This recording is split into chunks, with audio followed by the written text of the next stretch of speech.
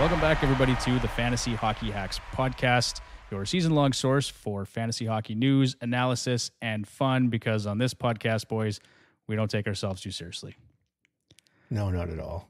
Not at all. And dear listener, if you enjoy what we're doing here, if you find it informative, educational, or otherwise, if it's helping you in your fantasy hockey endeavors, please leave us a review on whatever platform you listen to us on, be it Spotify or Apple Podcasts. I'm Devin Davidson. I'll be your host this evening. With me, as always, is Bruce Gunther, and back from the dead, holy shit, Tyler Homan. Good to see you, buddy. How you been?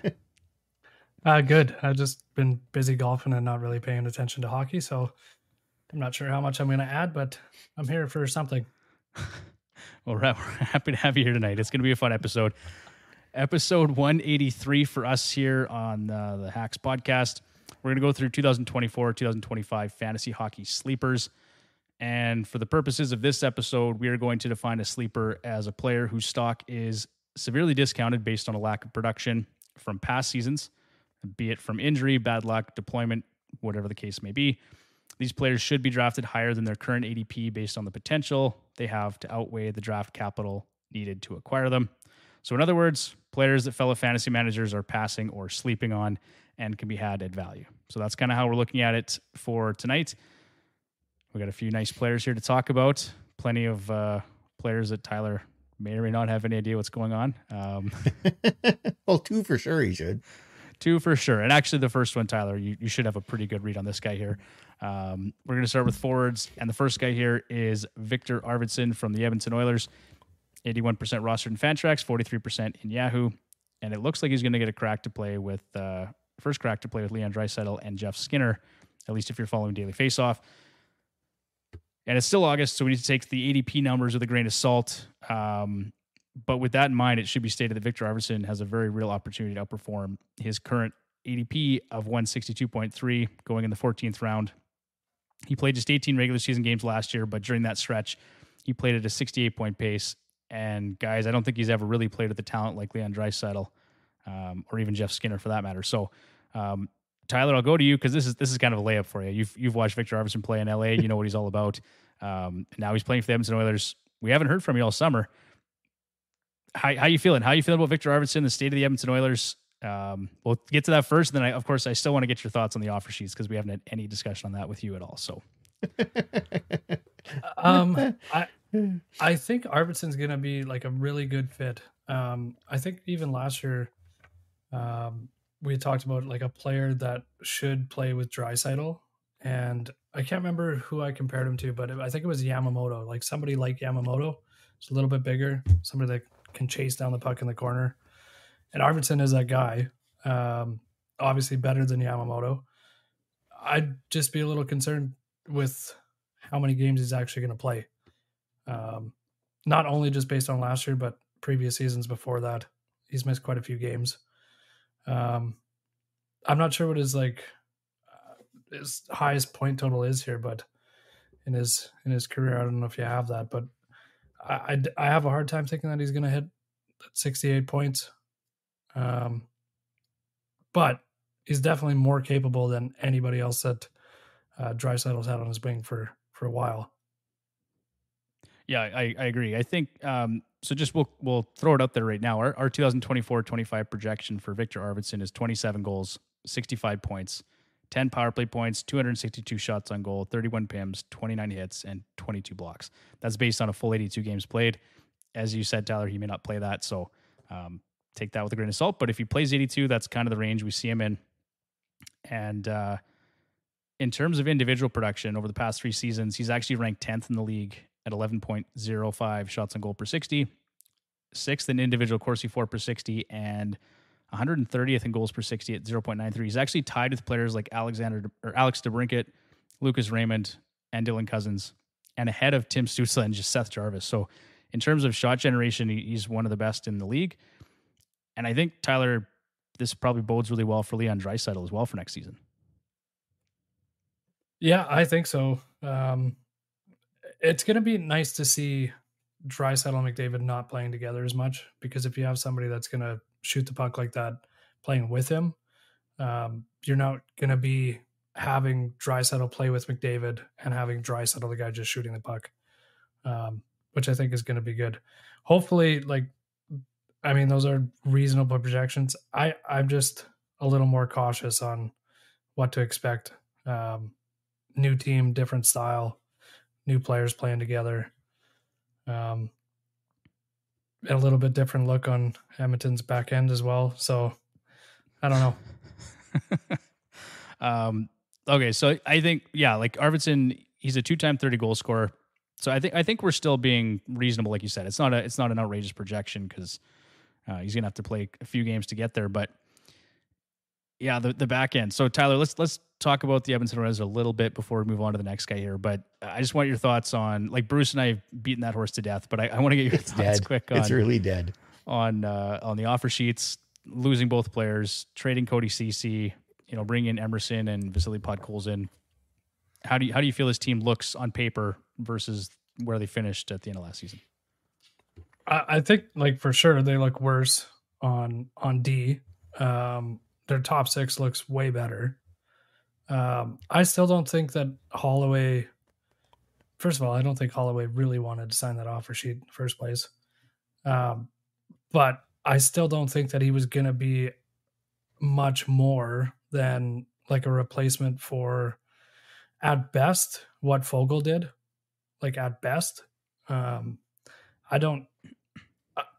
think it would have taken him a few more years to actually, like, put it all together and be able to be more than that.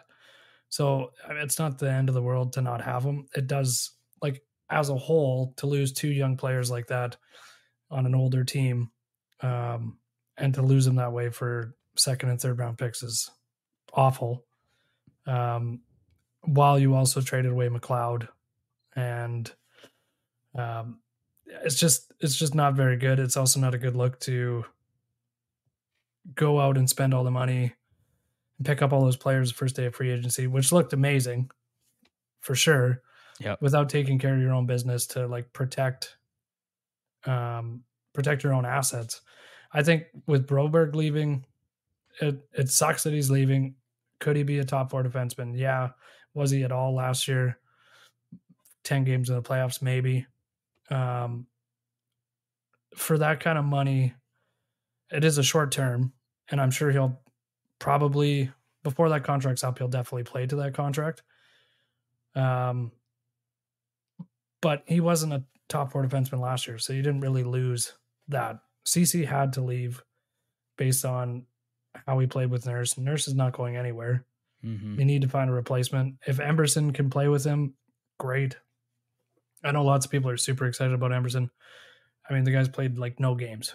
So, like, until he actually does that on a team that's supposed to be, like, a top 5 team in the league, like, that's great. If you get 40 games in and realize that, like, he's not, everybody knows you're already looking for somebody to replace him. And how many seasons now have you been looking for, basically right after you signed Cody Ceci, you were still looking for a top 4 right shot defenseman. For sure. You still are. So 5-6 years later. Yeah. But definitely a shrewd move by St. Louis. I don't know if we've ever seen 2 offer sheets to one team. I don't think it's ever happened before. Yeah. And I'm okay with them not matching on either. It gives them a lot of flexibility, which they haven't had for a couple seasons. Hopefully they do the right thing with it, because last time they had flexibility, they didn't. So I guess time will tell. I like Ty Emerson. I think I'm encouraged, Tyler, just by the fact that he had some nice numbers, underlying numbers against elites on a god-awful team. For me, that's the encouraging thing. I'm not standing here saying he's a top 4 defenseman today, but it's really encouraging, and what you paid to get him was minimal, right? So could be a nice stopgap. I think he's probably an improvement over Troy Stetcher, but I also don't want to, he's played a lot of games too, Troy Stetcher. So well, it's tough too, because we never really seen him play. So, like, he had surgery Stetcher, right in the summer. Yeah, and the Emerson too. Like, it has the potential to be, like, a really, really good under the radar move, but it could also be like, well, we could really use Cody Ceci right now. So I think the thing about Emerson though too is that he is what we had hoped Broberg was going to be in the fact that he was supposed to be a good value top 4 defense, like at a price point that makes sense. Once Broberg signed a $4.6 million contract, his appeal was kind of lost. Oh yeah, like for this team in the short term, absolutely. Yeah, but you still need, like, if you watch what he did in the playoffs in 10 games, yeah, like you want to then, just like with Bouchard, previous to that in seasons prior, you want to take that and then kind of expand on that the next season. And now you don't have that. Now you have some guy that played 30 games that nobody cared about. Yeah. Who's supposed to kind of take a spot there. And obviously, like, they're going to try and make a trade near the deadline. There'll be people available like Adam Larson, which would be great. There'll be people, but you still got to get there. Yeah. So. Yeah. All right, fingers crossed. Before we spend another 25 minutes, Bruce, on offer sheets, let's move on to the next guy here. And Bruce, I know this is a player that you're big on, and that's Kirby Dach for the Montreal Canadiens. 81% rostered in Fantrax, 3% in Yahoo. Looks like he's going to play with Alex Newhook and another guy we're going to talk about tonight in Patrick Laine. So let's just get your thoughts really quick, Bruce. I know Kirby Dach's kind of been up and down last season, limited to only a couple games. How do you see him playing this season, and is he going to click with Patrick Laine? It'll just be interesting to see him play, let alone who he's playing with. Yeah, he looked like he was starting to put stuff together in Chicago. Then they shipped him to Montreal, and then he played 3 games, I think, before. 2 games last season. 2 before his knee gave out on him. Yeah, he tore both his ACL and his MCL. Oh, yuck. Yeah. Unfortunately, injuries have been a major part of the narrative for Kirby Dach throughout his career. He hasn't played more than 70 games in his first 5 seasons. So if he can stay healthy, I think the potential is definitely there. He'll be a very late round pick for most people. Well, I think he's going to just kind of be forgotten. He's going to fly under the radar because he hasn't played many games, like you said, Bruce, and the potential's there. It should be noted that in 2022-2023, Dach played at a 20-goal, 54-point pace through 70 games. He averaged 18.5 minutes time on ice, 326 on the power play. That's a 69% power play share. I think big minutes are going to be in store for him again this upcoming season. And my only concern with Kirby Dach is the shot rate. Topped out at 6.9 shots on goals per 60 in just 2 games last season. That's the best we've seen from him in his career. It was just warming up. I really doubt that that's going to increase if he's playing with Laine, because he's going to be trying to just give him the puck all the time. Yeah, that line has a potential to be a hard line to play against. They're big, other than Newhook. They can skate, and I mean, at least one of them can shoot the puck. So, be an interesting line to watch. I think there's lots there. Maybe Alex Newhook is a sleeper, right? Maybe that's a guy you got to look at as a streaming option for next season. Our projection for Kirby Dach: 21 goals, 60 points, 16 power play points, 171 shots on goal, 54 penalty minutes, 66 hits, and 47 blocks. Sound reasonable, Bruce? And wrap him in bubble wrap so he doesn't get hurt. All right, let's talk about Patrick Laine. Tyler, I know you're a big Patrick Laine guy. You've drafted him many times over the years. Obviously dealt with some personal issues. I think he's got those resolved now, so that's good to see. Yes, Tyler, you're good, buddy. Probably more of a bounce back candidate than a sleeper, I would say, for next season. I don't think anyone is necessarily sleeping on Patrick Laine. There's been a lot written about him. There's actually a really interesting article I read. It was from Dauber Hockey, and I can't remember the author right now. I will put that link in the description of the show notes, but it just basically talked about in terms of fantasy points per game, he has been in the 90th percentile or better when healthy or playing. So what do you think, Tyler? I mean, is he going to come in and just start clicking right away in Montreal, or is there going to be an adjustment period? Do you have any concern with Patrick Laine? No, I think he's going to score 40 next year. I think it's going to happen right away. It is a little bit interesting. Like, he's basically going to take Cole Caulfield's spot. Like the one-shot scorer there. So it's going to be kind of interesting to see how that works out. Obviously, Laine is a better a better scorer than Caulfield is. But I think this is the perfect time to take him as a bounce back guy, because after last season, moving to a new team, Montreal's going to be super excited to have him. He's going to be happy to be out of Columbus. And if he's healthy, I think he's going to have a really good season. Yeah, for me, I think like he hasn't played a full 82 games since 2018, 2019, but he's averaged 31 goals per campaign since that time. So when he's played, he's been a goal scoring machine. I think 30 goals is the floor for this guy, and he's going in the 13th round. So an ADP of 147.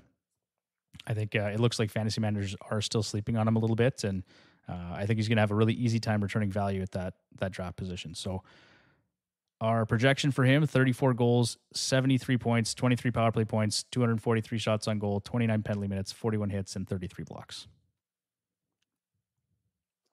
He won't be going in the 14th round of our draft. No, Like the fourth round. I gotta preface this. Obviously, these ADPs are out to lunch right now, given that it's so early. But just as a reference point, I guess we know Tyler's going to be taking Patrick Laine somewhere in the 5th or 6th round, probably. But I'm not going to tell you. We'll never know. We'll find out in September. All right, next guy here, Viktor Olofsson. Bruce, your favorite hockey club, the Vegas Golden Knights. Oh yeah. Rostered in 27% of Fantrax leagues, 2% in Yahoo.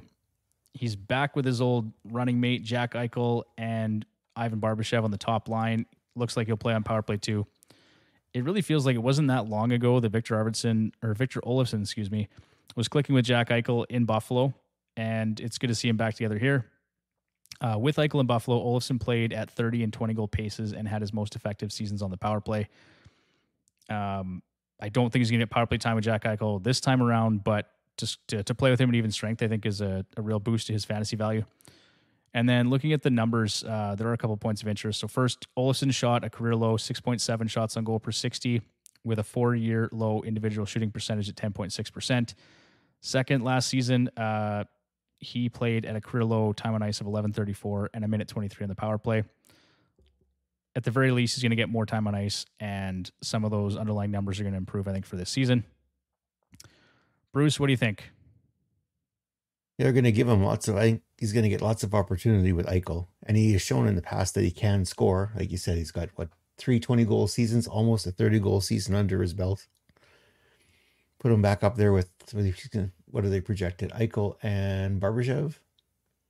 Yeah. And, yeah, considering his ADP is what? Undrafted? I think he's undrafted, yeah. Yeah. He will, he'll provide some value there. Once he starts putting up some points, people will start grabbing him. And I don't think that's going to change. Hey, Tyler, I think he probably will go undrafted in most fantasy drafts this fall.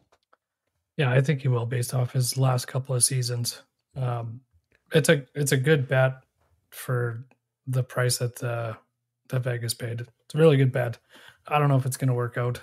I feel like this might be a couple of years too late, but maybe not. We'll find out. So our projection for him, 22 goals, 54 points, 11 power play points, 203 shots on goal, 7 penalty minutes, 24 hits, and 19 blocks.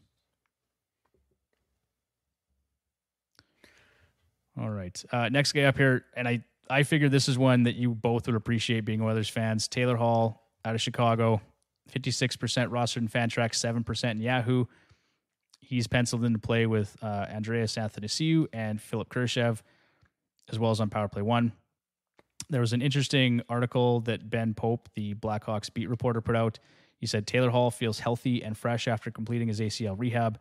He's also changed up his shooting technique and set a lofty scoring goal for this season. Taylor Hall said, "I'm really confident I'll be a solid contributor for the Blackhawks. I think he wants to score 30 again this year. That's his goal. Nice. Whether or not that actually happens, we'll see." But, a lot of people had high expectations for him going into last season, thinking he was going to play with Connor Bedard at even strength and on the first power play unit.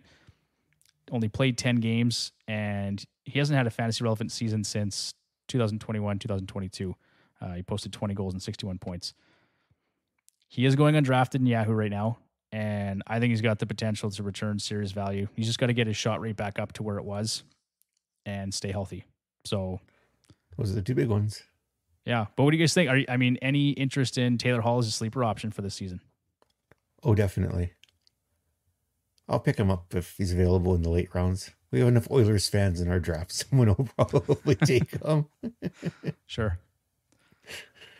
I think so. Just they added quite a few pieces that I think are going to make the team a little bit better and more competitive. So it would have been nice if he maybe changed his skating technique a little bit so he didn't run into every hit that was out there. But we'll see. He did have kind of an odd shooting technique before, so maybe this will be good.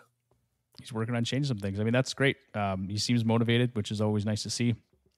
Our projection for Taylor Hall, 22 goals, 59 points, 17 power play points, 214 shots on goal, 38 penalty minutes, 53 hits, and 34 blocks. But I think playing on that first power play unit, he's going to put up some points. And that's not to say he can't get some time on the top line with Connor Bedard too, right? That's always a possibility. Things move around. I'm also interested in, actually, no, I'll get to that later because I think we're going to talk about it in the defenseman side of things too. So, last forward here is Jake DeBrusk, left wing, right wing eligible for the Vancouver Canucks, 83% rostered in Fantrax, 38% in Yahoo. He's penciled in to play with Elias Pettersson and Daniel Sprong on the second line and on the second power play unit. Another player coming off a down season. He had seasons of 25 and 27 goals in 2021-22 and 22-23 respectively. The former Bruin regressed last season with just 19 goals and 40 points in 80 games. Overall, ice time remained consistent with the year prior, but power play time on ice did dip, and so did his shot rate, which finished at a career low 8.2 shots on goal per 60.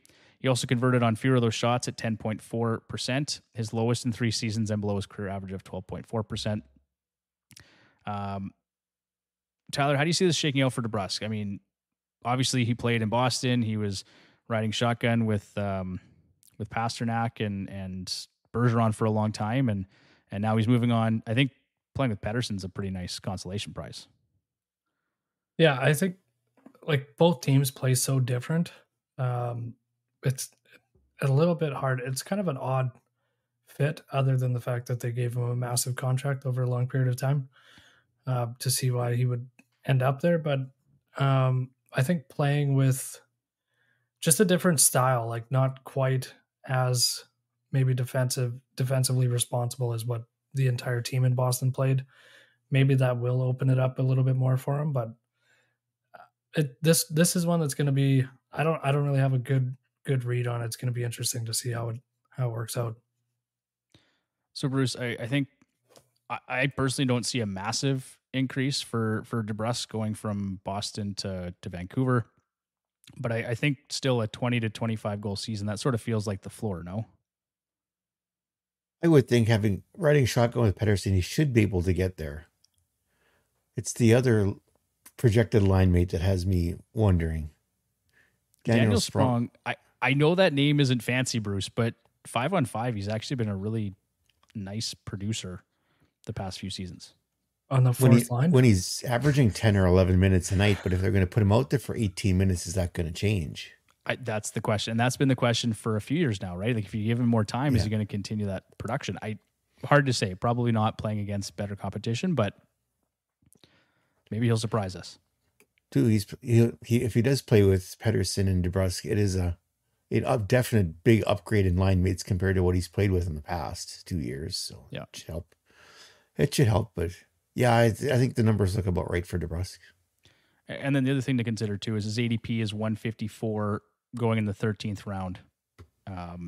So I'd say there's a better than 0% chance he returns fantasy value based on that draft position. I would think so.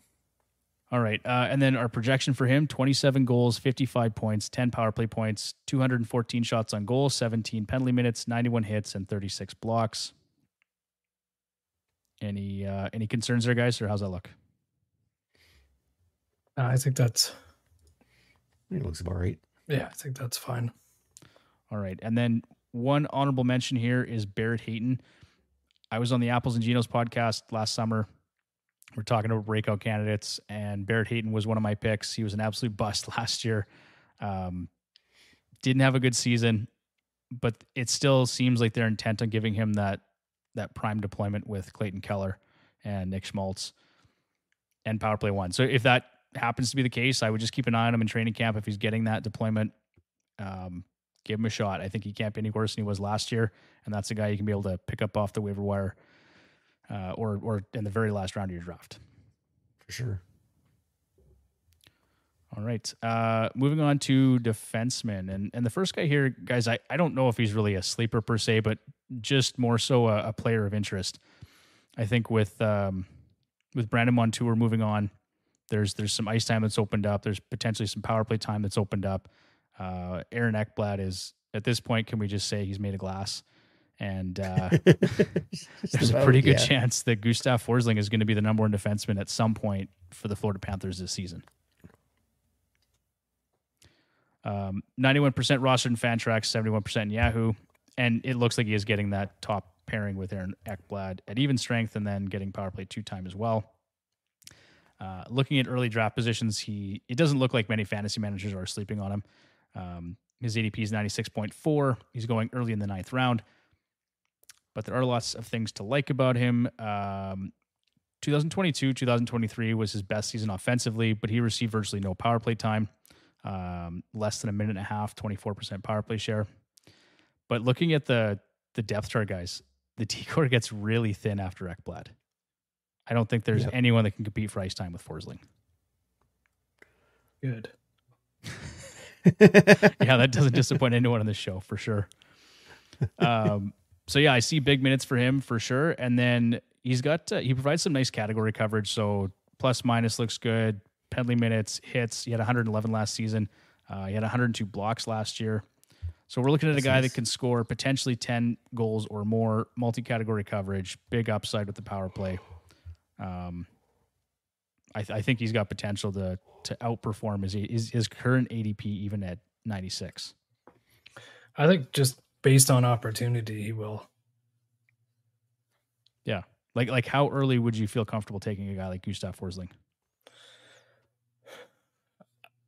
I don't know. He's not like, it depends how deep your league is, I guess. But I mean, in ours, it would be like probably 5th or 6th guy on my team that I would probably try and fill out. But based on opportunity and kind of the depth there, I mean, he's going to have a lot more chance to do more than what he did last year. So maybe a little bit higher than that. Bruce, are you going 0D or Hero D this year? I haven't decided yet. I think it's all gonna depend on how the draft plays out and where the Hero D is. I like see if they go before I get an opportunity, and I could just say screw it and just follow last year's plan and see how it goes again. Come on, Bruce, just give us your whole draft strategy. Let's see the list. Who's on the list, man? Come on. Pick all the players that Tyler and Devin want and pick them before they do. That is my draft plan. Hey, can't argue with that. All right. Projections for Forsling: 13 goals, 48 points, 5 power play points, 197 shots on goal, 43 penalty minutes, 103 hits, and 104 blocks. I will say that when I was working on his projection, that was based on a minute and 15 or a minute and 20 seconds power play time on ice.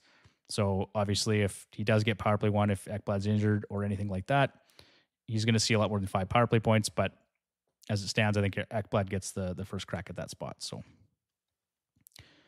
next guy up here is Erik Gustafsson, now playing in Detroit. 61% rostered in Fantrax, 9% in Yahoo. He is going to play on that third pairing, it looks like, with Olli Mata and potentially power play 1. This is the question, guys. So I'll throw it out to either one of you. Bruce, I'll go to you first, I guess. Mo Seider in Detroit last year didn't get power play 1. I think he played about 2 minutes on the power play. Now we've got Shane Gostisbehere has moved on. They brought in Gustafsson. Gustafsson's known as a power play specialist. Who do you see running that first power play unit this year? It all depends, I think, on what they spend on Seider here before the season starts. I think it's largely going to depend on that. I think they held him back so they wouldn't have to pay him as much when his contract here expired. And if they're going to end up paying him, I think he could jump Gustafsson. But I think, like you said, the plan out of the gate is to put Gustafsson on power play 1 and kind of let Seider grow into his role a bit more, not throw everything at him all at once. I think his contract will largely determine where he ends up, whether it's on power play 1 or 2. Tyler, what do you think? Yeah, I agree with that. I think like if they're bringing in Gustafsson, their intention was to have Gustafsson run the power plays because that's all that guy does. Yeah. Like I have no interest in drafting him. That to me, he's a streamer guy in between. Like if your week works out that way, somebody gets hurt, and he's been that way for me for forever. Sure. But I think you bring him in to kind of like insulate the power play. You know that you can put him on the first power play, and he's going to be able to do something there. But I do think too, like depending on what they end up paying him, I'm sure some of that negotiation revolves around playing on the power play. I'm sure. Yeah. Detroit had the 9th best power play last year at 23.9%. So assuming he's on that first power play unit, I think Gustafsson's going to have some real fantasy value. He's playing with guys like Larkin, Kane, DeBrincat, and Raymond. That's a nice spot to be. I just want to mention quick for anyone that doesn't remember, his best season came in 2018-19 when he was with the Blackhawks. He posted 60 points and 17 goals. That particular season, he shot a career best 10.6%, and then he had a near best 2.0 shots on goal per game, and played almost 23 minutes time on ice. So I don't expect him to play 22-35. His projection is based on obviously playing less than that. He's not going to shoot 11%. But I think there's a player here to be had for sure. So our projection for him is 8 goals, 39 points, 19 power play points, 134 shots on goal, 31 PIMs, 67 hits, and 75 blocks. Again, at this point in time, that's just speculating he'll start on the first power play unit. That's why he's got almost 20 power play points. If that doesn't happen, obviously he's going to fall off a cliff a bit here. So, okay. And then last defenseman here, we've got a couple honorable mentions we'll talk about after too, but I just want to get into Ty Emerson. We mentioned him briefly for the Edmonton Oilers now, 43% rostered in Fantrax, 0% in Yahoo currently. So obviously all of the dynasty guys really have a lot of time for Ty Emerson. He's going to play on either the second or third pairing.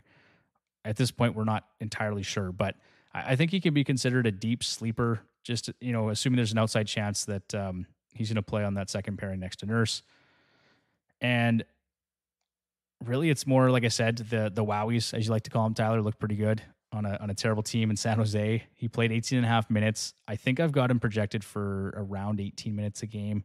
In bash formats, he looks great. He threw 94 hits in the 30 games he played, so 3.13 hits per game and 1.57 blocks. So if you're in that type of format, definitely makes sense. But he may just be waiver fodder as well. It's really hard to say. Like, it's all going to be based on his deployment, and we're speculating at this point. So, but they don't have a lot of options in Edmonton either, guys. I think in 3 weeks we're gonna probably have a better idea once training camp opens and everybody here starts talking about them. I mean, at this point, you pick them up if 5 of your defensemen are hurt, I think. It's a Hail Mary. But I just thought it's a deep sleeper. If he gets top 4 minutes and plays, he could provide some nice category coverage too. So our pie in the sky projection for this guy, 4 goals, 31 points, 2 power play points, 93 shots on goal, 16 penalty minutes, 180 hits, and 122 blocks. And then we've got some honorable mentions here. You guys let me know if there's one you want to talk about in particular, but Alexander Carrier, Brant Clark, Jake Wallman, Seth Jones, Lane Hudson, Jamie Drysdale, and that is the list. I think maybe Jake Wallman, just based on the fact there's nobody else there. I mean, CC, but he's not scoring goals unless it's game he's not 7. running the power play. And they're not playing in any game 7. So Brant Clark is also a little bit interesting, depending on what they do with him. Seth Jones maybe more this season as well, just because they should be better than they were last year. Well, and that was the guy that I wanted to talk about. I was kind of alluding to it earlier, but there was a note that came out from one of the beat reporters that Kevin Krasinski might actually be starting in the AHL this season for whatever reason. And if that proves to be the case, then there's virtually no competition for Seth Jones. So he's getting power play 1. He's going to get more minutes. that might be a guy to keep an eye on in my mind. And I like the Jake Wallman pick just because you said no one else is there. My only issue with Brant Clark is I don't really see a path to the power play for him. Like, Doughty has to basically be in a hospital bed for that to happen. So Just about. It could happen. it could happen, yeah. Lane Hudson, Bruce, you and I talked about him last week. Yeah, so whether he ends up with the Canadians to start the season, what happens with Mike Matheson?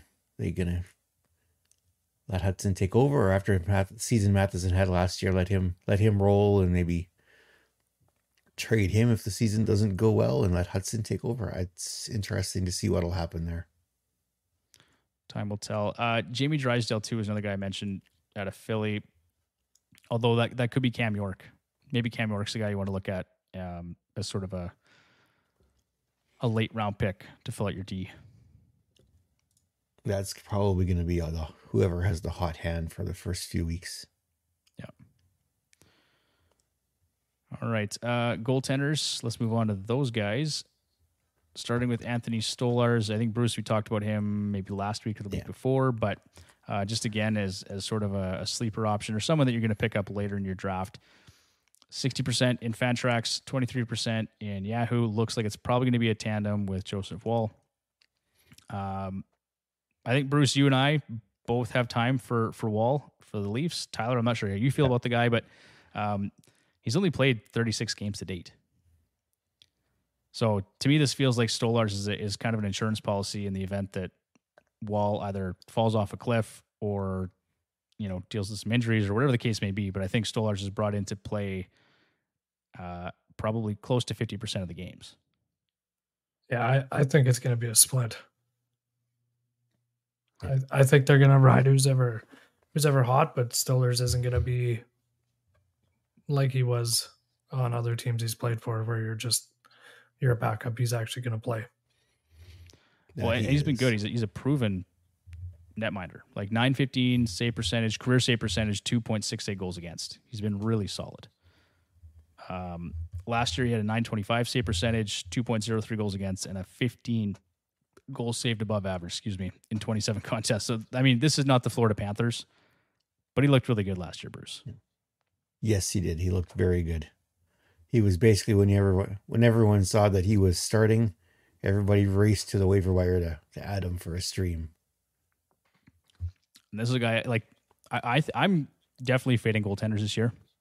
So this is a guy that I'm keeping an eye on. I'm finally doing. I know Tyler's looking like second and third round picks this year for goaltending. None of that nonsense this year. I'm fading goaltenders.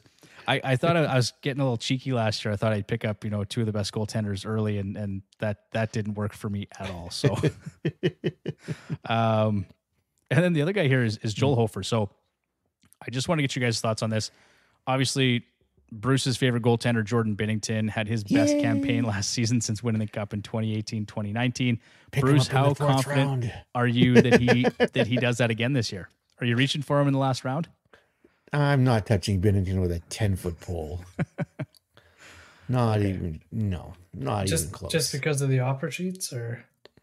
No, I'm just not touching, because I'll draft Binnington and Hofer will become the starting goaltender by beginning of the season if I draft Binnington.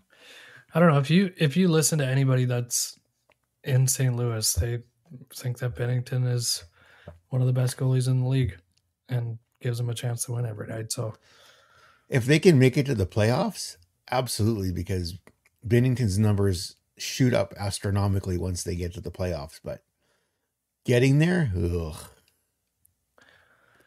We'll see what happens. I'm not going to give up my draft strategy, but if he's there, maybe Tyler's picking up Binnington. Okay. It wouldn't be a terrible option, honestly, given how he played last year. But Hofer was really good too. He posted a 15-12-1 record, a 2.62 goals against, and a .914 save percentage. He also had one shutout. So I don't know. Does he get more games this season? Like, I don't think they'll play 50-50 necessarily. I think it's still Binnington's crease for the most part, but maybe a guy that you look at picking up later in the season if things fall apart. Who knows? All depends how their season goes. Yeah. And again, how Binnington does. If he falls on his face, Hofer will definitely see more time. That is for sure. Yeah. All right. And then a few honorable mentions here. Charlie Lindgren or Logan Thompson in Washington. I think I've got a lot of time for both goaltenders. Probably a 50-50 split there, guys. What do you think? Yeah, I think so. Okay. Tyler, any time for Darcy Kemper in LA?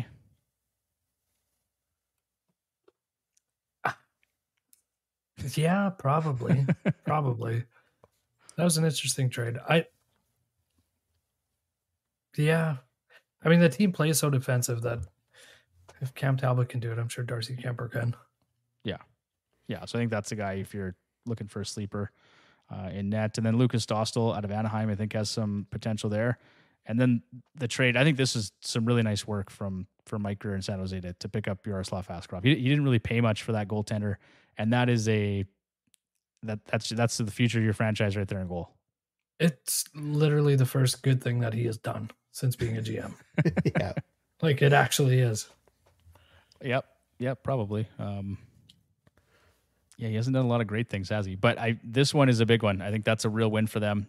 And I really like their prospect pool now. Like, all of a sudden, San Jose has got a lot of good young pieces. In 3 or 4 years, they're going to be a fun team to watch. Yeah, I know as an Oilers fan, you need a lot more than just young players that are all around the same age. Yep. It's like the biggest part is going to be able to fill that out with the right players. Otherwise, they might be doing this for a decade of darkness. So it could happen, but I do like some of the prospects they got there for sure. So, okay, guys, that's it. That's all we got for tonight. That is our sleepers episode. Next week, Bruce, we're gonna come in with our top targets series for the Atlantic Division. So we're gonna look at players I think that are mostly just in the later rounds of the draft, trying to find some value picks. It could even just be fantasy targets that we're interested in specific to the Atlantic Division. So some guys that I want to look at or prioritize, some guys that Bruce wants to prioritize, and we're going to try and avoid all of the guys you would look at in the first 5 rounds. I know that's one kind of quibble you've had, Bruce, is you hate talking about the guys that everybody knows are going to score 40 goals. Like, let's talk about some guys that you might not know about. Yep, the middle to late round guys, the ones that, well, like I said, everybody avoided Mark Stone like the plague last year. I took him the last pick of the draft, and he ended up playing until February, till his spleen exploded or whatever happened there. Or whatever happened. Yeah, exactly. Folding chair to the spleen. Yeah. No, it was a good pick, Bruce. That worked out really well for you last year. So sure did. So that's kind of what we're getting up to next week. Thanks for listening to the show, guys. Thanks for supporting us. If you want to find us on social media, we're on Twitter or X at FHHacks, and on Instagram at Fantasy Hockey Hacks. We're also on YouTube. We've got a Reddit community if you want to get over there. We post content there as well. We want to have more conversations and be engaged with our followers. So by all means, send us questions. I think this year, guys, we're going to maybe implement some sort of Ask the Hacks again into our show, just to have some of those conversations. They're fun. And as I said before, please leave us a 5-star review if you like what we're doing, if you find this in any way entertaining or informative and we're helping you out. A review really helps us reach more fantasy managers out there. So with that, boys, we'll see you next week. Sounds good. Hey, guys. Take care.